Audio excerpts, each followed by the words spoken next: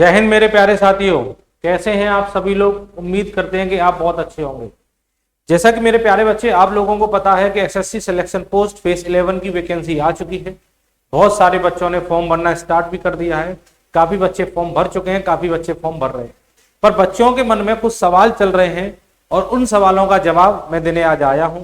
बच्चों के मन में सवाल जो चल रहे हैं मेरे प्यारे बच्चों, वो चल रहे हैं कि क्या वो एक से ज्यादा वैकेंसी के लिए अप्लाई कर सकते हैं, मतलब एक से ज्यादा पोस्ट के लिए अप्लाई कर सकते हैं। क्या कोई बच्चा 10th वाली पोस्ट के लिए अप्लाई कर सकता है, 12th वाली पोस्ट के लिए अप्लाई कर सकता है, ग्रेजुएशन वाली पोस्ट के लिए भी अप्लाई कर सकते हैं। किस रीजन से अप्लाई कर सकते हैं, कोई बच्चा साउथ रीजन का, क्या वो नॉर्थ रीजन से फॉर्म डाल सकता है। तो ये सारे क्वेश्चंस बच्चों के दिमाग में चल रहे हैं, तो आज इन सारे क्वेश्चनों का जवाब देने में आया हूं।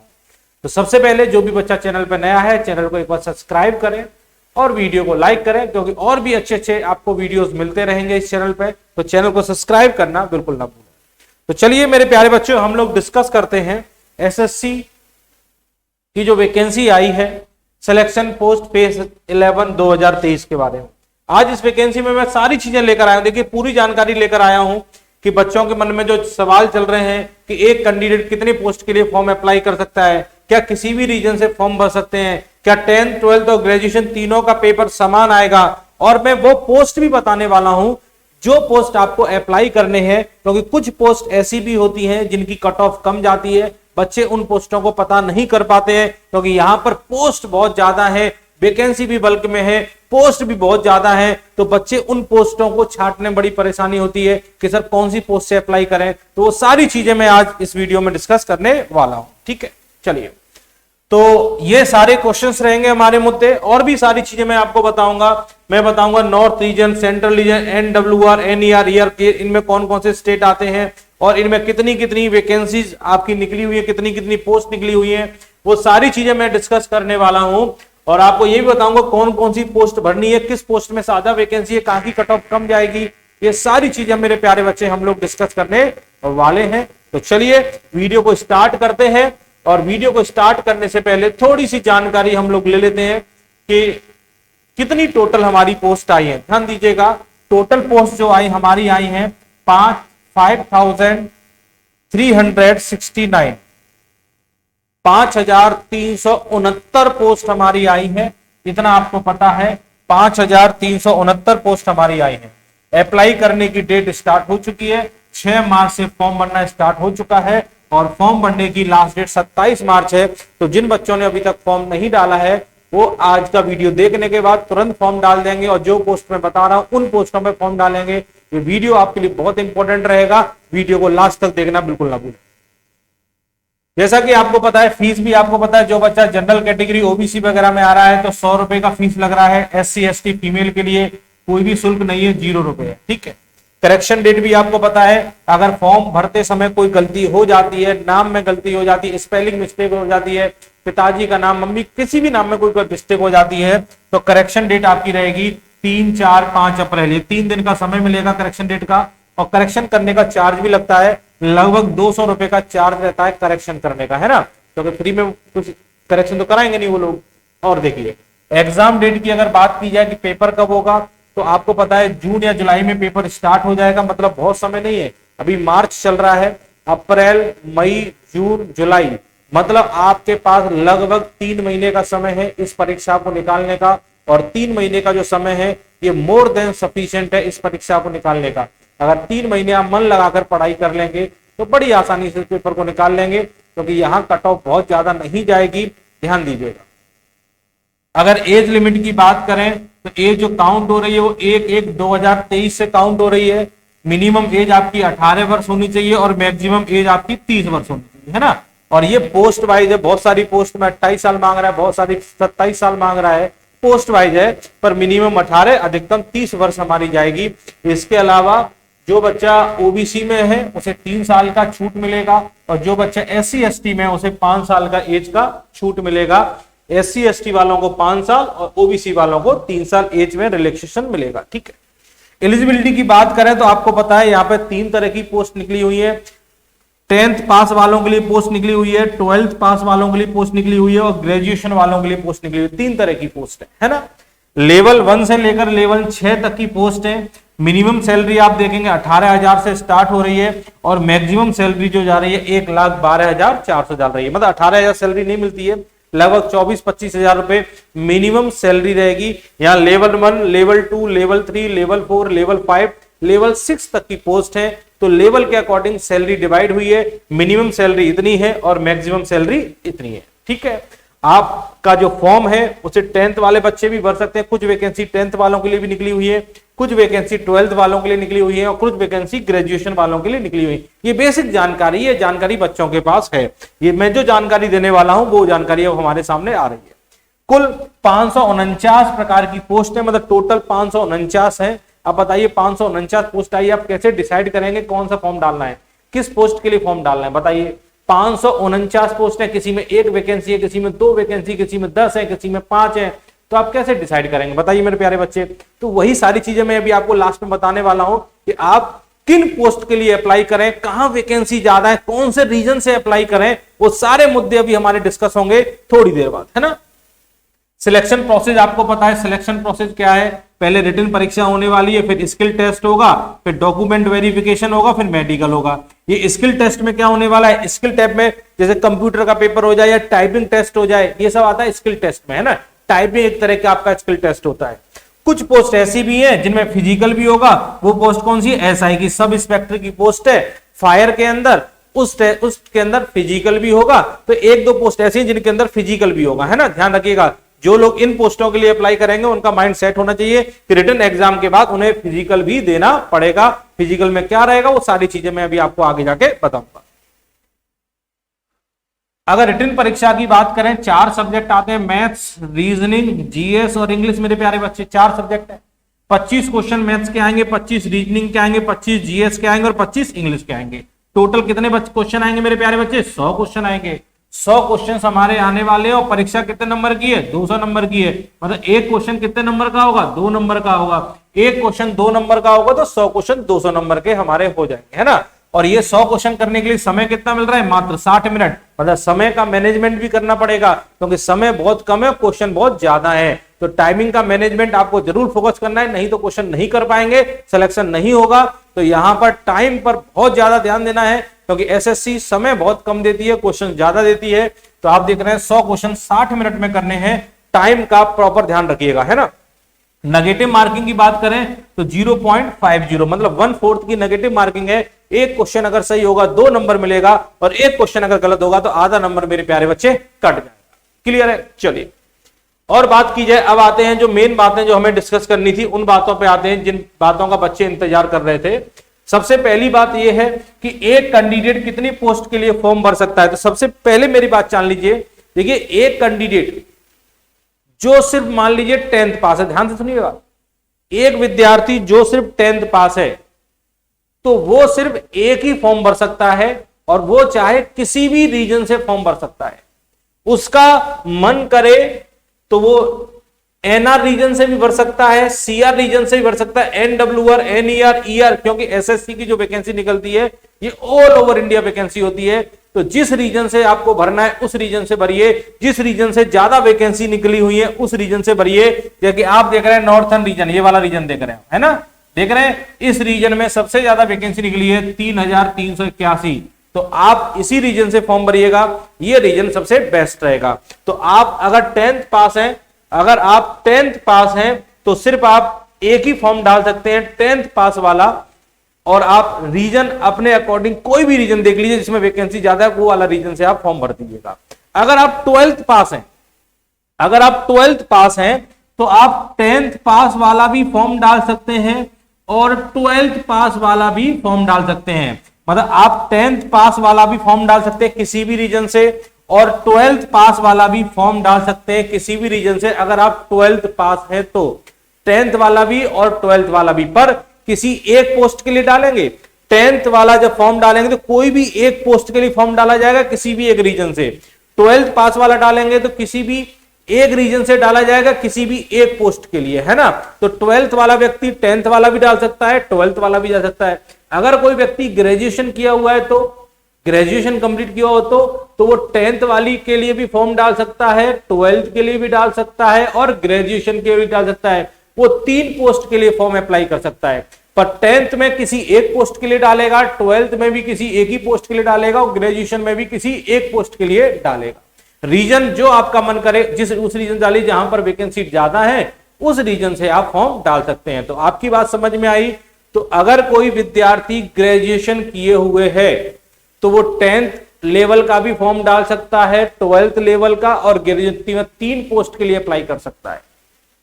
अगर कोई विद्यार्थी 12th पास है तो वो 10th और 12th दोनों लेवल की फॉर्म डाल सकता है। अगर कोई 10th पास है तो सिर्फ वो 10th वालों के लिए फॉर्म डाल, 10th वाला लेवल वाला, है ना। क्या किसी भी रीजन से फॉर्म भर सकते हैं? बिल्कुल, आप किसी भी रीजन से फॉर्म भर सकते हैं, जिस रीजन से आपका मन करे, जहां पर वैकेंसी ज्यादा है, जो पोस्ट आपको अच्छी लग रही है, जिसकी कट ऑफ कम जा रही है, उस पोस्ट को डालें। रीजन मैटर ही नहीं करता है, किसी भी रीजन से आप फॉर्म भर सकते हैं। क्लियर है? क्या 10th 12th और ग्रेजुएशन तीनों का पेपर समान होगा? जैसा कि आपको पता है 10th 12th और ग्रेजुएशन तीनों के सिलेबस में थोड़ा थोड़ा डिफरेंस है। 10th का सिलेबस थोड़ा सा कम है, 12th वाला सिलेबस थोड़ा सा ज्यादा है और ग्रेजुएशन वाला सिलेबस थोड़ा सा और ज्यादा है। पेपर का पैटर्न मैं बता दूं तो 10th लेवल का जो पेपर होगा वो थोड़ा सा इजी होगा, उसका लेवल थोड़ा सा आसान होगा।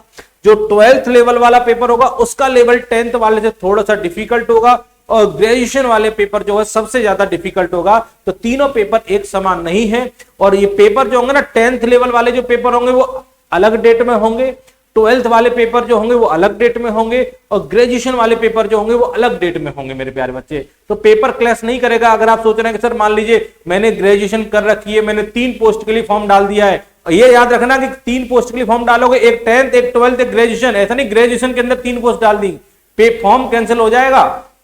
ग्रेजुएशन मतलब किसी भी लेवल में एक ही फॉर्म डालना है, ध्यान रखिएगा। ऐसा नहीं ग्रेजुएशन की है, ग्रेजुएशन की 3 पोस्ट डाल दी, एक 10th लेवल की पोस्ट डाल सकते हैं, 12th लेवल की, एक ग्रेजुएशन लेवल की। क्लियर है? और आप ध्यान दीजिएगा तीनों के पेपर में स्लाइटली डिफरेंस होगा। ग्रेजुएशन वाला पेपर थोड़ा सा डिफिकल्ट होगा, इसका सिलेबस भी थोड़ा सा ज्यादा है, पेपर भी थोड़ा सा डिफिकल्ट होगा। 12th का उससे थोड़ा सा आसान होगा, 10th का सबसे आसान पेपर होगा। क्लियर है? अब ध्यान दीजिएगा आगे की बात है, किस पोस्ट के लिए अप्लाई करना बेस्ट है, कहां से अप्लाई करें, ध्यान दीजिएगा। अगर हम एनआर रीजन देख रहे हैं तो यहाँ पे दिल्ली, राजस्थान, उत्तराखंड, ठीक है। एनआर रीजन में दिल्ली, राजस्थान, उत्तराखंड आ रहे हैं, और यहां पर टोटल पोस्ट निकली है 3381। आप देख रहे हैं लगभग 50% से भी ज्यादा पोस्ट सिर्फ एनआर रीजन में है। तो मैक्सिमम बच्चा जो है एनआर रीजन से ही फॉर्म डालेगा, क्योंकि यहां की जो पोस्ट है उनमें वैकेंसी क्या है, ज्यादा है।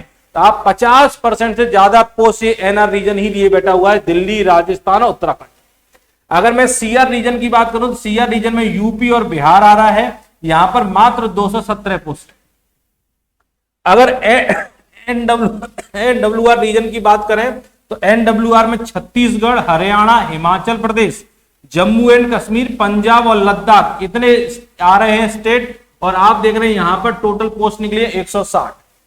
अगर मैं एनईआर रीजन की बात करूं तो अरुणाचल प्रदेश, आसाम, मणिपुर, मेघालय, मिजोरम, नागालैंड, त्रिपुरा, यहां पर टोटल पोस्ट है मेरे प्यारे बच्चे 64। अगर मैं ईआर रीजन की बात करूं तो अंडमान एंड निकोबार, झारखंड, सिक्किम, उड़ीसा, वेस्ट बंगाल, यहां पर टोटल पोस्ट कितनी है मेरे प्यारे बच्चे, 385 पोस्ट है। अगर मैं डब्ल्यूआर रीजन की बात करूं तो दादर एंड नागर हवेली, दमन, दीव, गोवा, गुजरात और महाराष्ट्र, यहां पर टोटल पोस्ट निकली है 301। ऐसा रीजन की बात करूं तो आंध्र प्रदेश, तमिलनाडु, तेलंगाना, पौंडचेरी, यहां पर 455 पोस्ट है। सबसे ज्यादा पोस्ट यहां पर निकली हुई है एनआर रीजन में। उसके बाद देख रहे हैं यहां भी 455 पोस्ट है एसआर रीजन में। ध्यान दीजिएगा, ये रीजन वाइज पोस्ट है। अब इन रीजन के अंदर अलग अलग पोस्ट आएंगी, क्या क्या आएंगी वो बताऊंगा मैं आपको। अगर एमपीआर रीजन की बात करें तो एमपी और छत्तीसगढ़, यहां पर टोटल 28 पोस्ट निकली है। अगर KKR region, Karnataka, Kerala and Lakshadweep, यहां पर 378 पोस्ट निकली है। ये आप देख रहे हैं रीजन वाइज पोस्ट है, किस रीजन के अंदर कितनी कितनी पोस्ट आ सकती है। तो आप किसी भी रीजन से फॉर्म अप्लाई कर सकते हैं, जिस रीजन से आपको फॉर्म डालना है। ठीक है, बस इतना ध्यान दीजिएगा कि अगर आप 10th लेवल के हैं तो 10th लेवल का ही फॉर्म डालेंगे, अगर 12th लेवल का तो 10th और 12th, पर 10th में किसी भी एक पोस्ट के लिए, 12th में भी किसी एक पोस्ट के लिए डाला जाएगा। ऐसा नहीं कि 12th पास हो, 12th की किसी 2 पोस्ट के लिए अप्लाई कर दिया, गलत हो जाएगा, फॉर्म कैंसिल हो जाएगा। इधर आ जाइए, कुछ पोस्टों के नाम लिखे हुए हैं जहां पर वैकेंसी ज्यादा है। ध्यान दीजिएगा इन पोस्टों को, क्योंकि आपको अगर पोस्ट छांटेंगे तो आपको समय लगेगा। कुछ पोस्ट ऐसी है जहां पर वैकेंसी ज्यादा है, आपको उन पोस्टों को दिमाग में रखना है, उन्हीं के अकॉर्डिंग आपको चलना है, उन्हीं को फॉर्म में डालना है। जैसे सबसे ज्यादा पोस्ट जो निकली है सिविल मोटर और ड्राइवर, ध्यान दीजिएगा सिविल मोटर ड्राइवर, ये नॉर्थर्न रीजन की पोस्ट है, ये 10th पास वालों के लिए और सबसे ज्यादा वैकेंसी लेकर आई है, 1070 वैकेंसी है। आप बताइए लगभग 5300 वैकेंसी में से 1070 वैकेंसी तो अकेला ये लिए बैठा है सिविल मोटर ड्राइवर। ये एनआर रीजन की पोस्ट है, मात्र 10th पास है। जो बच्चा 10th पास है वो इस फॉर्म को डाल सकता है। अब इस फॉर्म को डालने का और क्या क्या चाहिए वो भी बताऊंगा अभी आपको। दूसरी पोस्ट है लेबोरेटरी अटेंडेंट, ये एनडब्ल्यूआर रीजन की, ये भी 10th पास पोस्ट है। यहां पर वैकेंसी है 48, तो ये भी ध्यान रखिएगा ये 48 वैकेंसी कम नहीं है। बाकी की जो पोस्ट है किसी में 1, किसी में 2, किसी में 3, ये छांटी गई है, तब जाके पता लग पाया कि भाई किस रीजन में आप देख रहे हो सबसे ज्यादा पोस्ट कहां है। सीनियर ड्राफ्टमैन की बात करें तो नॉर्थर्न रीजन है 10th पास, यहां भी देख रहे हैं 76 वैकेंसी है। स्टोर कीपर आप देख रहे हैं ये 12th पास वालों के लिए, ये भी नॉर्थर्न रीजन की है, यहां पर 89 वैकेंसी है। सब इंस्पेक्टर एफआई जिसकी मैं बात कर रहा था, फिजिकल जिसके अंदर होगा वो सब इंस्पेक्टर फायर के अंदर होगा, ये 12th पास है, 221 पोस्ट निकली हुई है। मेरे प्यारे बच्चे ध्यान दीजिएगा, जो बच्चे एनआर रीजन से फॉर्म डालेंगे इस पोस्ट को जरूर डालिएगा, इसकी कट ऑफ सबसे कम जाती है सब इंस्पेक्टर एफआईआर, क्योंकि यहां पर पीसीएम मांगते हैं, फिजिक्स केमिस्ट्री और मैथ, और पीसीएम वाले बहुत कम बच्चे होते हैं जो इस फॉर्म को डालते हैं। तो जो बच्चा पीसीएम से 12th पास किए हुए हैं वो जरूर इस फॉर्म को डालेगा और बड़ी आसानी से नौकरी मिल जाएगी, बहुत रुतबे वाली नौकरी है। तो ये कुछ वैकेंसी मैंने जो आपको बताई हैं, इनके अंदर पोस्ट काफी ज्यादा है, तो इन्हें आप फॉर्म भरते समय ध्यान रखिएगा। अगर आप इस रीजन से फॉर्म डाल रहे हैं तो आप इनमें से कोई भी वैकेंसी डाल सकते हैं। और देखिएगा और मेरे किस पोस्ट के लिए और अप्लाई करें, ध्यान दीजिएगा। एक है इंसेक्ट कलेक्टर, ये 12th पास वालों के लिए यहां पर 28 पोस्ट ने है ना, 28 वैकेंसी है। एक देखेंगे स्टोर कीपर, ये भी 12th पास होंगे, ये भी एनआर, इस सब मैंने एनआर रीजन के लिखा हुआ है। एनआर रीजन में सबसे ज्यादा वैकेंसी है, इसलिए मैंने एनआर रीजन को कवर किया है, क्योंकि 50% से ज्यादा वैकेंसी ये अकेला कवर किए हुए है। तो बहुत सारा बच्चा यहीं से फॉर्म डालेगा, तो वो बच्चा सारा देख ले। एसआई फायरमैन जो मैंने अभी बात की थी, 221 वैकेंसी, बहुत अच्छी पोस्ट है। ऑफिस सुपरिटेंडेंट, ध्यान दीजिएगा ये ग्रेजुएशन लेवल की पोस्ट है और यहां पर 41 वैकेंसी निकली हुई है। आप इस फॉर्म को डाल सकते हैं अगर आप ग्रेजुएशन से फॉर्म डाल रहे हैं। पेस्ट कंट्रोल वर्कर, ये 10th पास है, यहां पर 18 पोस्ट निकली हुई है, बहुत अच्छी वैकेंसी है, डाल सकते हैं। कैंटीन अटेंडेंट 10th पास है, यहां पर 31 पोस्ट निकली हुई है, बहुत जबरदस्त है, आप बड़ी आसानी से फॉर्म डाल सकते हैं। और ध्यान दीजिएगा जो मैंने लेबोरेटरी अटेंडेंट, ध्यान दीजिएगा लेबोरेटरी अटेंडेंट, ये भी 10th पास है और यहाँ पर 10 पोस्ट निकली हुई है। ये कुछ पोस्ट जो आपको अपने दिमाग में रखनी है फॉर्म भरते समय। बाकी की पोस्टों में तो 1, 2, 3, 4, 5 ऐसे वैकेंसी हैं। ये पोस्ट वो है जहां नंबर ऑफ वैकेंसी ज्यादा है, तो ये पोस्टों से आप अप्लाई करेंगे तो आपके चांस है सिलेक्शन होने के। एक देखिए सिविल मोटर ड्राइवर जो मैंने अभी भी बात की थी, ये 10th पास वाली पोस्ट थी और इसमें 10th पास के साथ साथ क्या क्या चाहिए। एक तो आपको डीएल चाहिए, डीएल चाहिए एचएमबी, एचएमबी का मतलब हैवी मोटर व्हीकल्स, मतलब हैवी गाड़ियों का आप पर ड्राइवर लाइसेंस होना चाहिए और गाड़ी चलाने का 3 साल का एक्सपीरियंस होना चाहिए। अगर इतना किसी बच्चे के पास है ना तो उसका सिलेक्शन तो पक्का है, क्योंकि हैवी मोटर व्हीकल का ड्राइवर लाइसेंस इजीली किसी बच्चे पर नहीं मिलता है। अगर किसी के पास है तो उसके लिए ये पॉजिटिव पॉइंट है, 3 साल का एक्सपीरियंस तो बन जाता है। पोस्ट 1070 है, मतलब नौकरी पक्की है अगर किसी के पास ये वाला लाइसेंस हुआ तो, ठीक है। इसके बाद देखेंगे सीनियर ड्राफ्टमैन का, देखेंगे 12th पास है, ये भी 76 वैकेंसी है। तो ये वैकेंसी जो मैंने लिखी है आप ध्यान दीजिएगा, ये वैकेंसी जो मैंने लिखी है आप इन वैकेंसियों पे ध्यान दीजिएगा, क्योंकि यहां पर पोस्ट ज्यादा है और यहीं से फॉर्म डालिएगा। ये मैंने नॉर्थर्न रीजन को कवर किया क्योंकि सबसे ज्यादा पोस्ट यहां पर है। तो मेरे प्यारे बच्चे मैंने बहुत सारी चीजें क्लियर की है, आप इस वीडियो को प्रॉपर अच्छे तरीके से देखिएगा। फॉर्म भरते समय गलती मत कीजिएगा, नहीं तो गलती होगी 200 रुपए का जुर्माना अलग लग जाएगा करेक्शन करते समय। तो बड़ी सावधानी बरतें और पोस्ट के लिए अप्लाई करते समय ध्यान दें कहां पर वैकेंसी ज्यादा है। किसी भी रीजन से फॉर्म डाल सकते हैं आप, चाहे सीआर रीजन के हो, चाहे KKR रीजन के हो, आपको नॉर्थन रीजन में डालना डाल सकते हैं, कोई दिक्कत नहीं है ना।